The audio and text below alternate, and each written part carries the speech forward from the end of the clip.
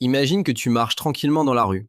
Tout est normal. Soudain, tu ressens quelque chose d'étrange. Un coup violent et une chaleur qui se propage dans ton ventre ou ton dos. Tu n'as même pas le temps de comprendre ce qui s'est passé. Il y a du sang, ta conscience vacille et ton corps commence à s'effondrer. C'est l'instant du coup de couteau.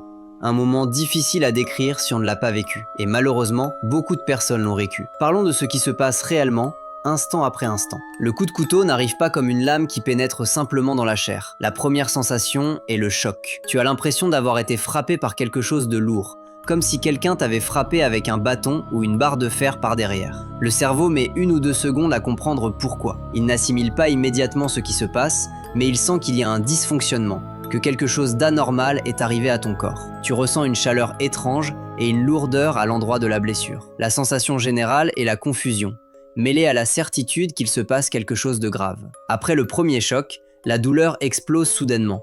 Ce n'est pas une simple piqûre, c'est une brûlure interne, comme un feu allumé sous la peau qui se propage. La respiration devient difficile, tu commences à halter. Le pouls s'accélère et devient plus fort, tu le sens jusque dans tes yeux. Tu essaies de t'accrocher à tout ce qui t'entoure pour rester debout. À cet instant, l'esprit passe de « que s'est-il passé ?» à « je suis en réel danger ». C'est le premier face-à-face avec l'idée que tu pourrais mourir.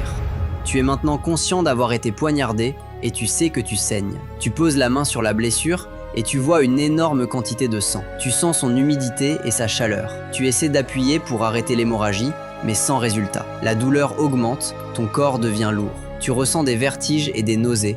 Tu commences à perdre l'équilibre. Ton esprit te suggère de t'allonger, peut-être pour te reposer, mais tu sais que si tu t'endors, tu risques de ne jamais te réveiller. À ce stade, la peur ne vient pas seulement de la blessure, mais de la perte de contrôle. Ensuite, tu entres dans le choc physique. Le sang continue de couler et l'adrénaline ne suffit plus. Tu commences à trembler malgré la chaleur de ton corps. Tu ressens un froid étrange, comme si ton corps était vidé de son sang. La vision devient floue, les sons autour de toi se déforment. Tu as l'impression de ne plus être dans ton corps, comme si tu te regardais de l'extérieur. Les muscles autour de la blessure se contractent involontairement, comme si le corps résistait à la mort par ses derniers moyens. Chaque seconde compte à ce stade, et chaque retard te rapproche de la fin. Si tu atteins ce stade sans qu'aucune aide n'arrive, ton corps entre en état de choc hémorragique complet. Le cœur bat à sa capacité maximale, mais le sang qui lui parvient est insuffisant. Les extrémités se refroidissent, tu ressens des engourdissements. Tu commences à perdre la parole, il devient difficile d'ouvrir les yeux. Le cerveau tente de se raccrocher aux derniers instants de conscience.